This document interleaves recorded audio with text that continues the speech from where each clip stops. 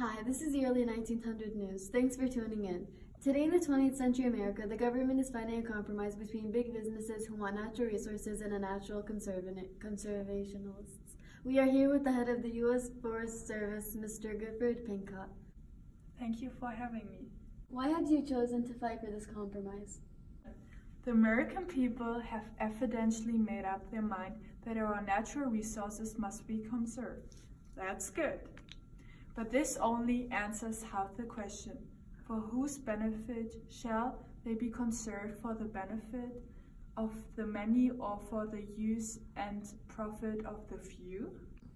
Oh, that sounds like a tough question. Next we go to the Girl Scouts of America. Why are you guys so excited for the nature preservation?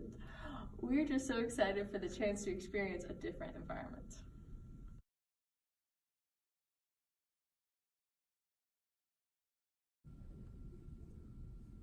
President Roosevelt, was elected 4 years ago, and I do not want to run again, but I appoint William Howard Taft, my Secretary of State, to run against William Bryan. Vote for Taft this time, and you can vote for Bryan anytime.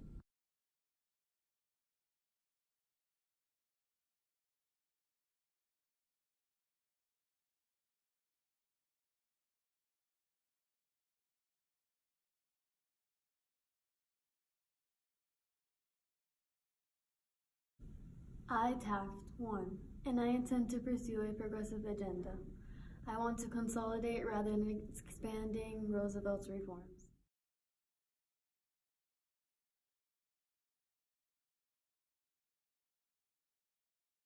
I received a letter from Taft. He does not feel appreciated.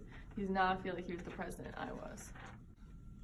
Tariffs and conservation are a big problem. I tried lowering tariffs and following my progressive agenda, but the Senate proposed another bill called the Ardrich Bill that made fewer cuts and higher rates. But I signed a compromise bill, which was the Dane-Aldrich tariff, which moderated high rates of the Aldrich Bill, but my people believe that I have abandoned progressivism. Draft appointed lawyer Richard Bellinger, who doesn't approve of our contracts on Western lands. He removed 1 million acres of forest and mining lands from reserves and returned it to the public domain. I believe that Bellinger did no such thing, and I will fire the man Pincott from the U.S. Forest Service for saying so. The Department of Interior official was fired for protesting against me. How dare they publish a muckraking article about me in the weekly magazine?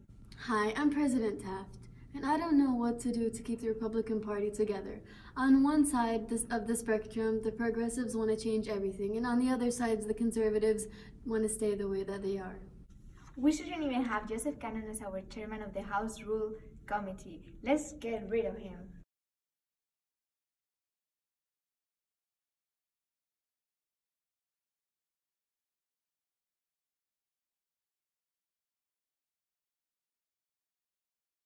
No, the Republican Party needs to stay conservative and stop pushing progressive bills. We have a very big problem. We're in shambles. We have different ideas, and that's not really beneficial to us. The voters started talking about the rising cost of living. They don't care about our different thoughts. The Democrats have control of the House of Representatives for the first time in 18 years. This is unacceptable. I'm President Roosevelt and I'm back from Africa, and it is clear you guys can't do this without me. I am running for president as the representative of the Bull Moose Party. Let's vote for him. I stand for the square deal. I stand for having rules changed so as to work for equality and opportunity and of reward. Our government, nation, and state must be freed from the sinister influence of control of special interests. I am glad my delegates refused to vote so that we can now form a new third party, the Bull Moose Party. Some of the things we will advocate for will be minimum wage for women, federal law against child labor, Federal Trade Commission, and to regulate business.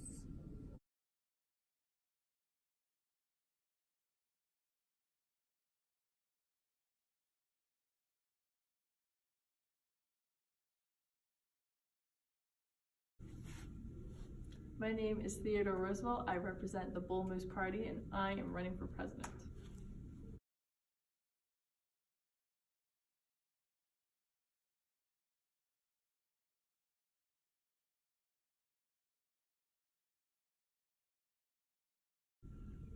My name is William Howard Taft. I represent the Real Republicans, and I am running for president.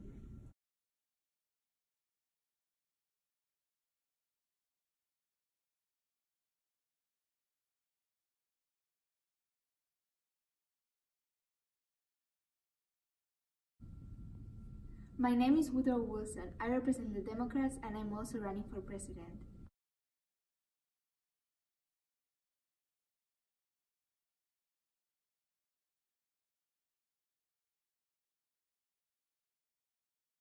My name is Eugene Videbs and I represent the Socialist Party and I wanted to run for president too.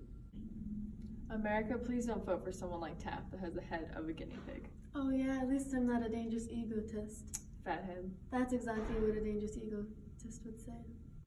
And capitalism.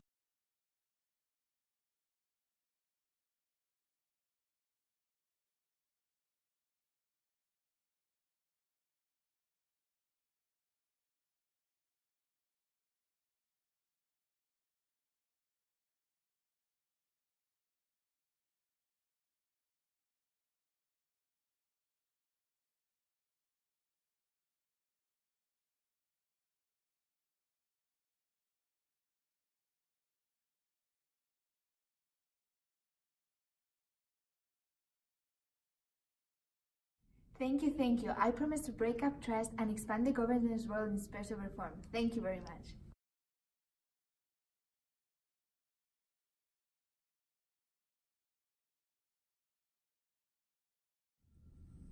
Alright, US history students, can anyone tell me why Woodrow Wilson won and not Taft or Roosevelt? Is it because Teddy made too many parks? No, it's actually a phenomenon that occurs when two very similar candidates run with another candidate who has his own position on the political spectrum.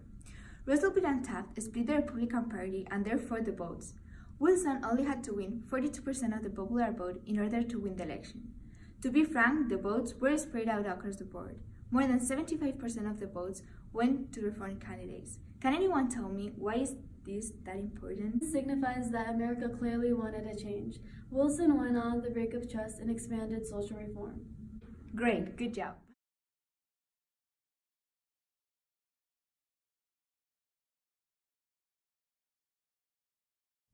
Hi, I'm President Taft. Today I'm going to tell you a little about myself. I never wanted to be president and I left after serving one term. It was the loneliest place I have ever been. After I left the White House, I decided to start teaching constitutional law at Yale for 8 years. Then in 1921, President Harding named me Chief Justice. My family called me Big Love and they believe that this is the highest honor that I've ever received. As Chief, I don't even remember being president. But other Americans remember me for other things, like how in 1910 I initiated the popular presidential customs of throwing out the first ball of the Major League Baseball season.